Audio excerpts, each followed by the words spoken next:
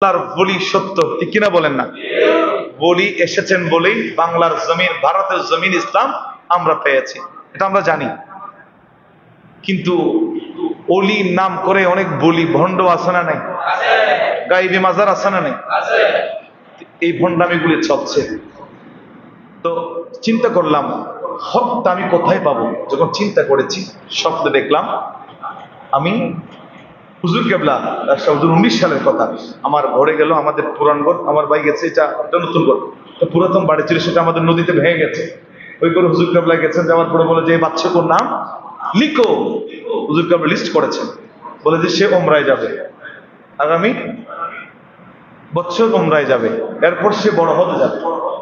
তো তখন থেকে যে বাস্তবায়ন হয় নাই। যখন হুজুর কেবলা যে মসজিদ প্রতিষ্ঠা করেছে, উদ্বোধন করেছে তৈবে তাহিরিয়া, সেজন্য আমি সেই মসজিদে গোলামিতে রত আছি, মঞ্চে ছেড়ে দিয়ে চলে আসি। না, এটা হুজুর কেবলা আলমের এখানে আপনার নেগাহ করম আছে।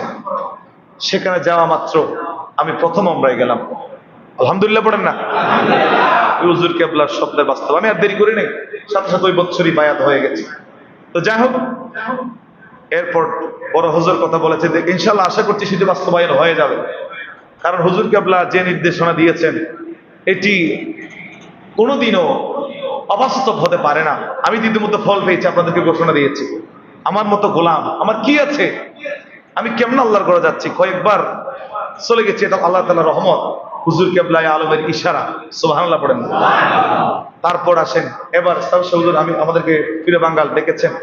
আমি রাত্রে এসেছি, এখন তখনও যেদিন এসেছি সেদিন একটি স্বপ্ন দেখেছি, তো সেটি আমি এখন বলবো না। যদি বাস্তবায়ন হয়ে যায় ইনশাল্লাহ খুব দ্রুত হয়ে যাবে, হওয়ার পরে সেটি আপনাদের সামনে উপস্থাপন করব। এরা আওলাদ রাসূল এবং এরা হচ্ছে আপনার বর্তমান যুগের বাছাই করা আল্লাহর বলি। আল্লাহ তাআলা আমাদেরকে বোঝার তৌফিক দান করুন, আমিন করেন। হুজুর চলে গেছে, আবারও আসুক, বারংবার আসুক, আমরা সে প্রত্যাশা করি। সম্মানিত হাজরিন, আমার চেয়ারম্যান সাহেব, আমাদের হজ কাফেলার আলহাজ রেজাউল করিম ভাই, তিনি এসেছেন। ভাইয়ের সাথে সাক্ষাৎ হয় না দীর্ঘদিন, বলে আপনি আসেন, একটু মহব্বত বিনিময় হবে। আমি তো সময় পাচ্ছি না, ফান যেখানে ইমামতির এটা কঠিন একটা দায়িত্ব।